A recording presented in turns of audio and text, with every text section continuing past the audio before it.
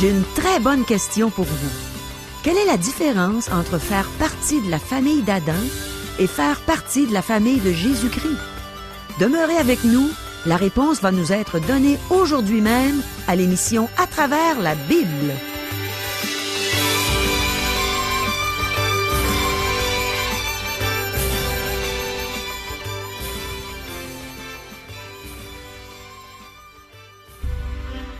Chers auditeurs, pour en savoir davantage sur le contenu de cette émission, vous pouvez contacter en tout temps Radio Espoir au 1-877-l'Espoir, 1-877-537-7647.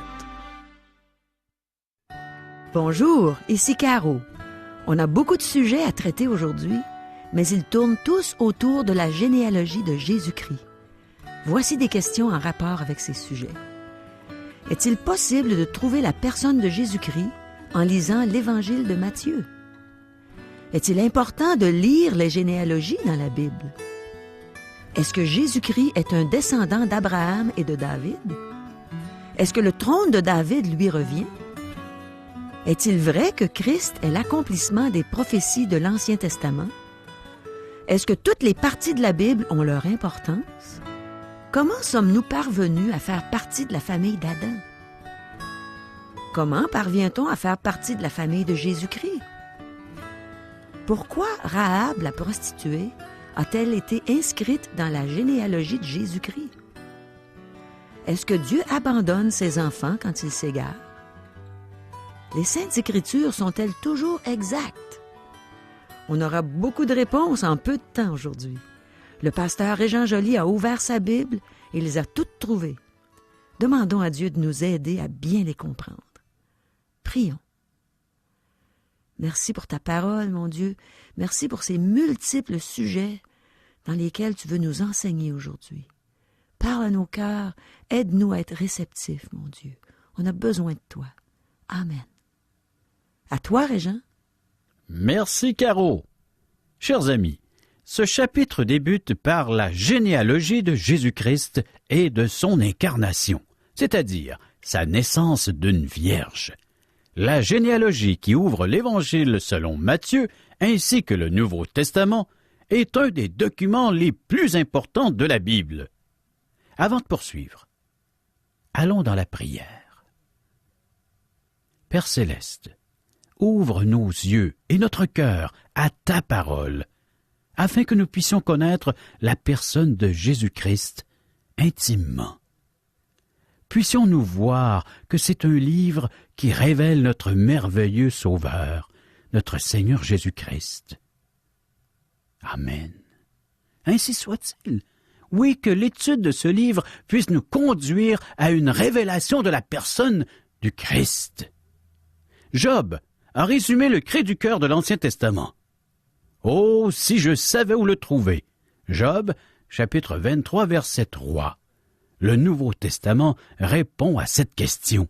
Le cri du Nouveau Testament est « Nous l'avons trouvé! Oui, nous l'avons trouvé! » Puisse cela être aussi notre expérience. Puissions-nous le trouver en lisant et en étudiant ces pages. C'est ce que nous demandons au Seigneur Jésus-Christ. Une révélation de sa personne, c'est ce que nous avons besoin, vous et moi.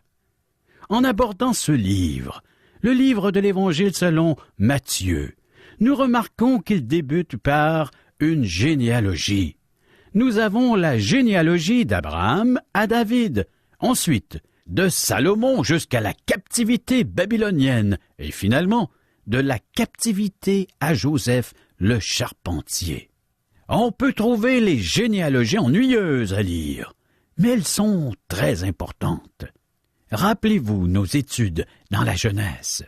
Nous avions dit que le livre de la Genèse traitait des familles et explique leur importance. Ici, nous remarquons l'importance des généalogies en examinant celle qui est devant nous. Certaines personnes, lorsqu'elles lisent pour la première fois le Nouveau Testament, en commençant par Matthieu, décident que ce n'est pas le genre de livre qu'elles veulent lire en voyant la généalogie. Un aumônier dans l'armée a remarqué souvent ce comportement lorsqu'il donnait des Nouveaux Testaments à des soldats. Il l'ouvrait au début, lisait quelques versets de la généalogie et mettait le livre de côté. Je ne peux pas le leur reprocher entièrement.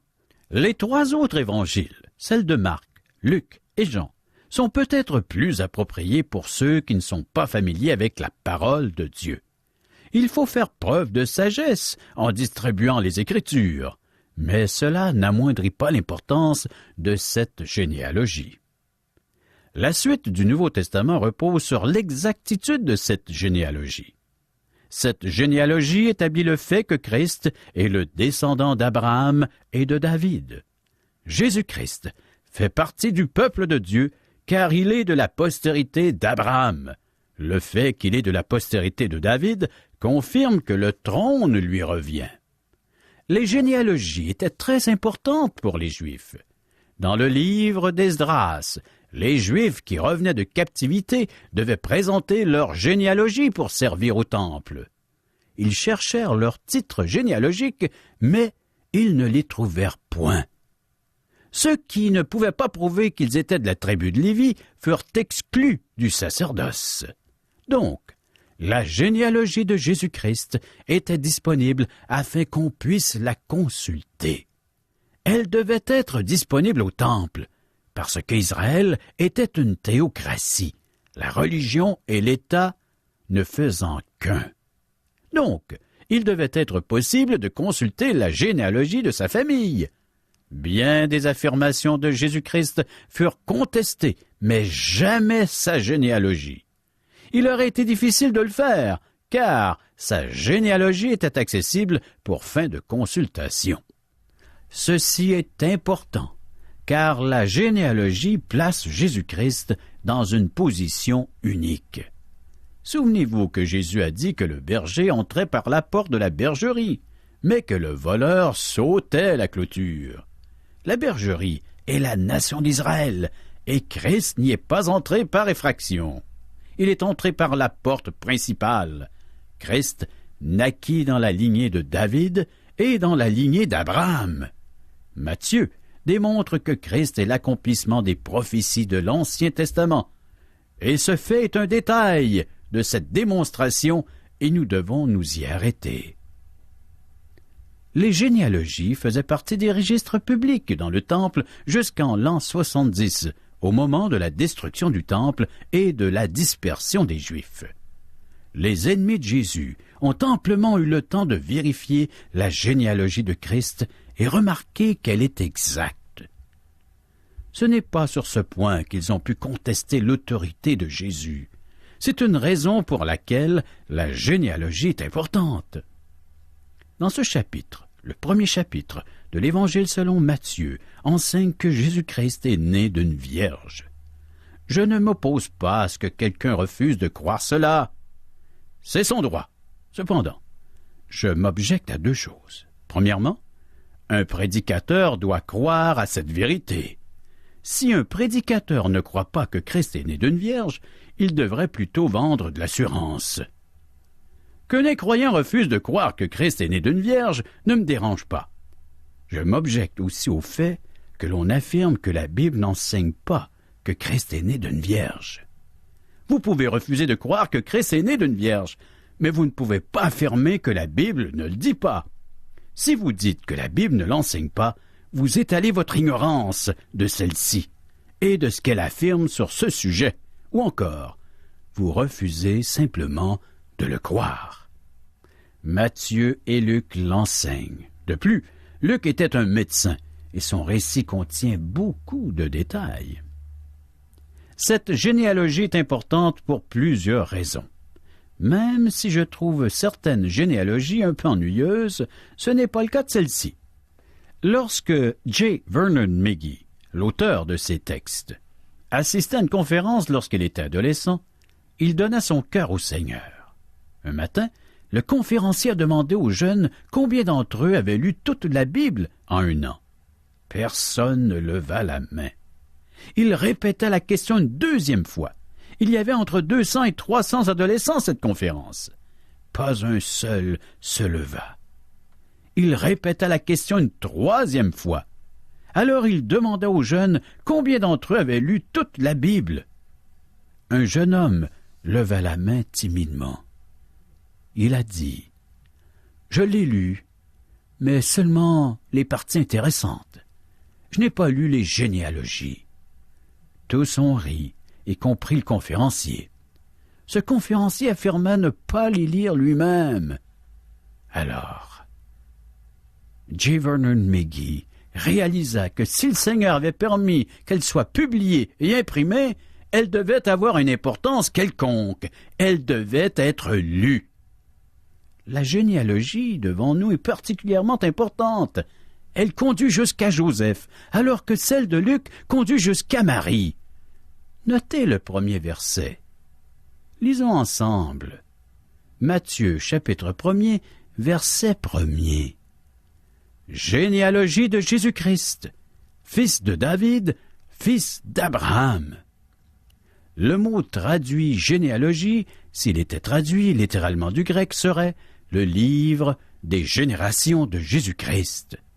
Cette expression est unique. On ne la retrouve pas ailleurs dans le Nouveau Testament. Si nous fouillons l'Ancien Testament pour trouver cette expression, nous pourrions penser qu'elle n'y est pas. Cependant, elle s'y trouve, une seule fois, dans le 5e chapitre du livre de la Genèse. Voici le livre de la postérité d'Adam. Genèse, chapitre 5, verset 1er. Il y a 2 livres, le livre des générations d'Adam et le livre des générations de Jésus-Christ. Comment sommes-nous venus à faire partie de la famille d'Adam? Par la naissance. Nous n'avons rien eu à faire pour cela. Ce ne fut même pas notre propre décision. Nous sommes membres de la famille d'Adam par naissance. Malheureusement, en Adam, tous ont péché, tous donc sont morts spirituellement. Par contre, il y a un autre livre, celui des générations de Jésus-Christ. Comment devenons-nous membres de cette famille? Par la nouvelle naissance. Jésus-Christ a affirmé que nous devions naître de nouveau. Tous devions naître de nouveau. Ceci est le livre de vie de l'agneau. Nous inscrivons notre nom en mettant notre confiance en Jésus-Christ pour notre salut. Donc nous avons 2 livres et nous sommes tous inscrits dans le premier, le livre des générations d'Adam. J'espère que vous tous qui m'écoutez êtes aussi dans le livre de vie de l'agneau. L'Évangile selon Matthieu nous apprend que Christ est le fils de David, le fils d'Adam. Matthieu ne savait-il pas qu'Abraham a vécu avant David? Oui, et nous le voyons clairement dans la suite de la généalogie. Pourquoi a-t-il inversé l'ordre ici? Parce qu'il présente Jésus-Christ comme le Messie, le roi, la personne qui établira le royaume des cieux sur la terre, et ceci est le plus important. Il doit descendre de David, conformément aux promesses et aux prophéties que Dieu a faites à David. Il est le fils de David, mais il est aussi le fils d'Abraham, et il est nécessaire qu'il le soit en plus d'être né dans cette nation. Dieu avait dit à Abraham qu'en lui toutes les nations seraient bénies. Dans l'Épître aux Galates, nous lisons, chapitre 3, verset 16. « Or, les promesses ont été faites à Abraham et à sa descendance. » Paul a ajouté qu'il s'agissait d'une seule descendance. Cette descendance est le Christ. Il est le fils d'Abraham. Poursuivons notre lecture. Matthieu, chapitre 1er, versets 2 à 17. Abraham engendra Isaac, Isaac engendra Jacob, Jacob engendra Juda et ses frères. Juda engendra de Tamar, Péretz et Zara. Péretz engendra Esrom, Esrom engendra Aram. Aram engendra Aminadab, Aminadab engendra Naasson. Naasson engendra Salmon. Salmon engendra Boaz de Rahab. Boaz engendra Obed de Ruth. Obed engendra Isaïe. Isaïe engendra David. Le roi David engendra Salomon de la femme d'Uri. Salomon engendra Roboam. Roboam engendra Abia. Abia engendra Asa. Asa engendra Josaphat. Josaphat engendra Joram. Joram engendra Ozias. Osias engendra Joatam. Joatam engendra Akaz. Akaz engendra Ézéchias. Ézéchias engendra Manassé. Manassé engendra Amon. Amon engendra Josias.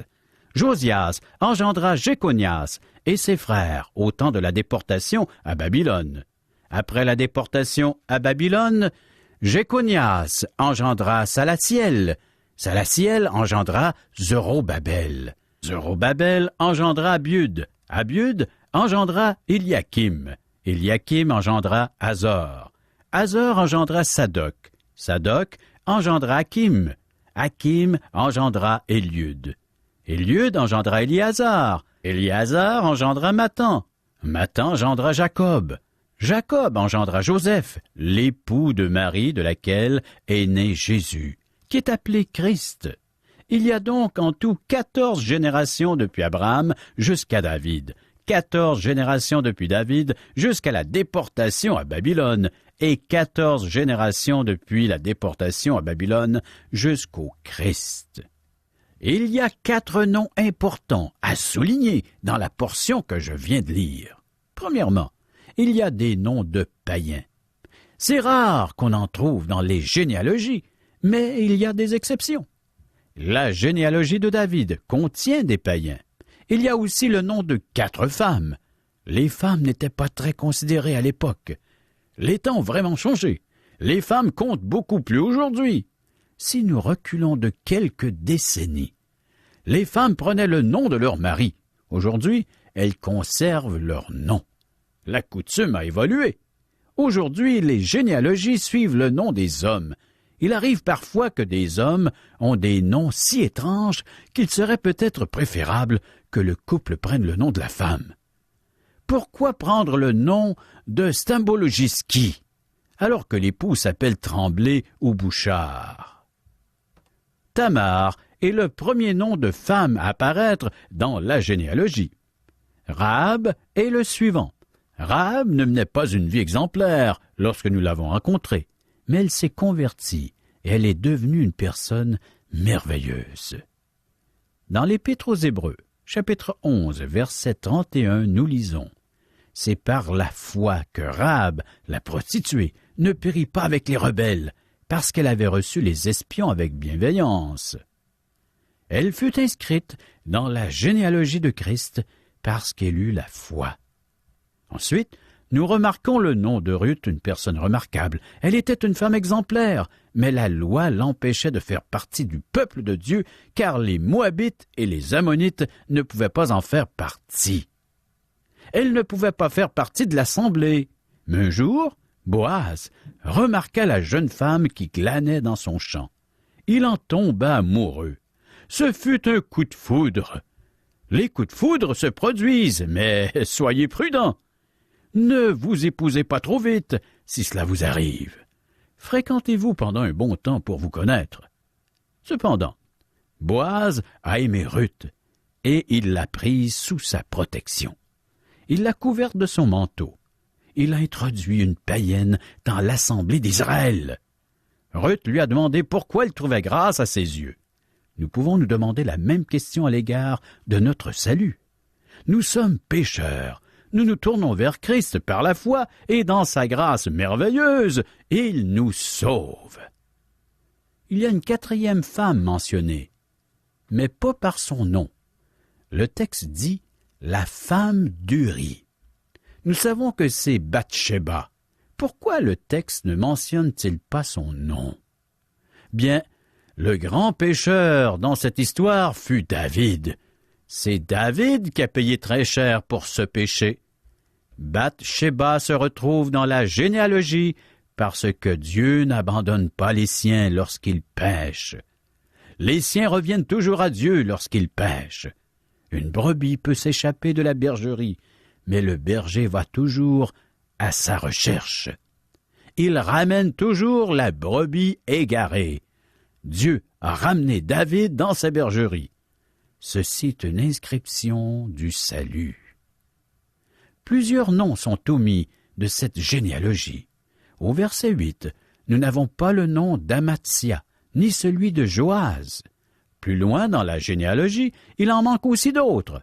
Il se peut donc qu'avant le déluge, la généalogie que nous avons ne soit pas complète. L'homme a donc probablement habité la terre plus longtemps qu'environ 5000 ans, comme le pensent certains érudits. Nous ne pouvons pas affirmer cela avec certitude. En fait, nous ne savons pas depuis combien de temps la Terre a été créée. Maintenant, des scientifiques proposent que la Terre est âgée de 5 billions d'années. Je pense que l'âge aurait pu être 50 billions d'années. Chers amis, Dieu fut très occupé dans le passé. Nous n'avons pas besoin de le confiner à quelques milliers d'années. Il y a un autre nom qui est omis. Au verset 10, nous lisons « Amon engendra Josias. Josias engendra Jéconias et ses frères. » Le nom de Joachim est omis. Son nom n'y paraît pas, car Dieu avait dit qu'aucun de ses descendants ne s'assiérait sur le trône de David. C'est ce que nous pouvons lire dans le prophète Jérémie, chapitre 22, versets 24 et 30.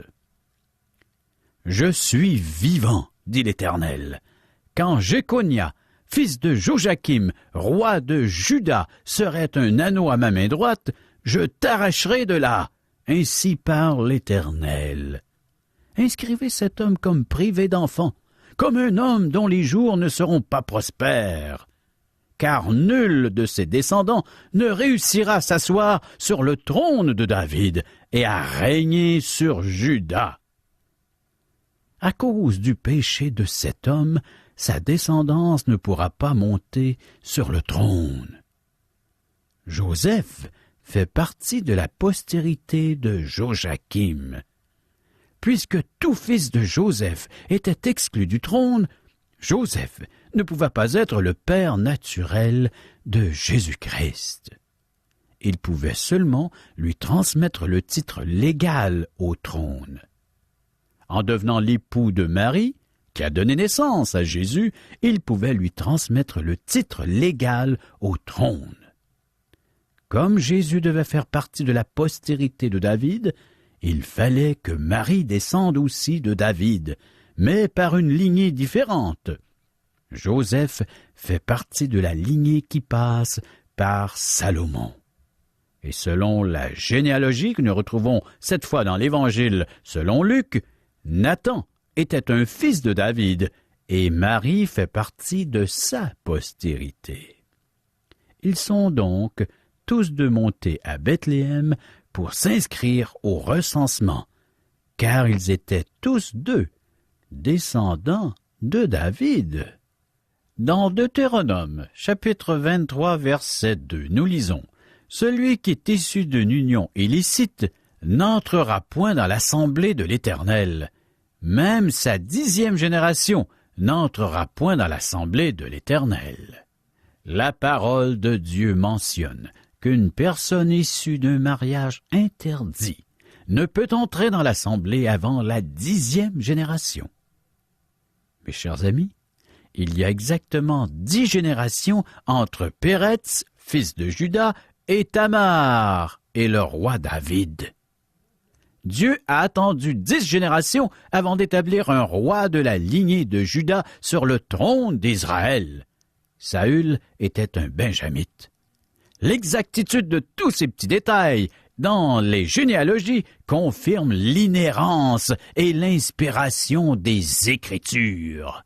Oui, chers amis, vous pouvez y faire confiance. Voici une autre preuve de la véracité de ces écrits. Chers amis, préparons-nous à la prochaine émission en lisant Matthieu chapitre 1er, versets 16 à 25. Merci, Régent. C'était vraiment intéressant, n'est-ce pas? Une des choses que j'aime énormément dans la leçon d'aujourd'hui, c'est de réaliser que je fais partie de 2 familles, selon les généalogies. Premièrement, la famille d'Adam, comme tout être humain sur cette terre. Ça prenait un premier père, d'où sont nés tous les hommes et toutes les femmes. C'est bien facile à comprendre. Et puis, malheureusement, comme Régent nous l'a mentionné, tous sont morts, parce que le salaire du péché, c'est la mort. Mais deuxièmement, et heureusement, je suis de la famille de Jésus-Christ par ma nouvelle naissance, qui a eu lieu en 1977. J'aime ça dire la date parce que ça fait longtemps, puis je m'en rappelle comme si c'était hier. Ça a été la plus belle journée de ma vie, quand j'ai reçu l'amour de Jésus-Christ. Et maintenant, je suis dans le livre de vie de l'agneau, parce que j'ai mis ma confiance en Jésus-Christ pour recevoir le don gratuit de la vie éternelle. Qui est cet agneau? Jean-Baptiste a dit « Voici l'agneau de Dieu qui ôte le péché du monde » quand il a vu Jésus. Est-ce que l'agneau de Dieu a ôté ton péché? Y a-t-il un moment dans ta vie où tu t'es reconnu coupable devant Dieu à cause du péché? As-tu reçu Jésus comme ton Sauveur, comme ton Seigneur? Fais-tu partie de la famille de Jésus-Christ, de ceux qui ont l'assurance de passer l'éternité avec lui? Cet agneau, c'est Jésus. Il a dit « Je suis doux et humble de cœur ». Il a été ému de compassion quand il a vu Jérusalem qui était perdue. Il est ému de compassion pour toi. Tu es peut-être dans une période de ta vie où tu as besoin de cette compassion, de cette douceur qui vient de l'agneau de Dieu. Tu penses peut-être qu'il ne t'entend pas, qu'il n'est pas accessible, mais il entend le cri du cœur. Et si tu cries à lui, tu dis « Seigneur, manifeste-toi à moi, fais-toi connaître à moi », il va le faire. Il va mettre quelqu'un sur ta route pour te dire combien il t'aime, combien il veut te sauver. Ou peut-être que c'est moi qui ai mis sur ta route ce soir. L'agneau de Dieu te dit « Je frappe à la porte de ton cœur, laisse-moi entrer. Je suis plein de douceur, je veux te pardonner. Je veux faire de toi un enfant de Dieu. Je veux faire de toi une petite brebis qui va grandir, qui va devenir une brebis toute féconde qui va aller vers d'autres pour justement leur faire du bien à ton tour. Laisse l'agneau de Dieu toucher ton cœur. Il frappe maintenant à ta porte. Laisse-le entrer. C'est Dieu lui-même qui frappe à la porte de ton cœur en ce moment. Il parle avec douceur, il ne te forcera pas à l'accepter comme ton Sauveur, comme ton Seigneur. Mais il s'invite chez toi. Il t'offre son salut. Il t'offre ce qu'il y a de meilleur. Il t'offre le ciel. Il t'offre le ciel pour l'éternité. Laisse l'agneau de Dieu entrer. Vous avez des commentaires? Des questions? Vous aimeriez savoir ce que la Bible a à dire sur tel ou tel sujet? Écrivez-nous. Vous pouvez recevoir par le fait même des cours bibliques que nous offrons tout à fait gratuitement, ainsi que des invitations à assister à l'un de nos merveilleux déjeuners de l'espoir offerts à la grandeur du Québec, où vous pourrez entendre des témoignages de vie transformées par le message de la Bible. Pour en connaître les dates et les endroits où auront lieu ces déjeuners, pour nous rejoindre, un des membres de l'équipe d'Aujourd'hui l'Espoir est disponible à recevoir vos commentaires. Vous composez le numéro de téléphone suivant, 1-877-l'Espoir, 1-877-l'Espoir, ou via notre site Internet www.espoir.ca, ou bien vous nous écrivez à Aujourd'hui l'Espoir, 6640 3e Avenue Ouest, Charlebourg, Québec, le code G1H 6H4. Et ici, Régent Joly qui vous dit à demain.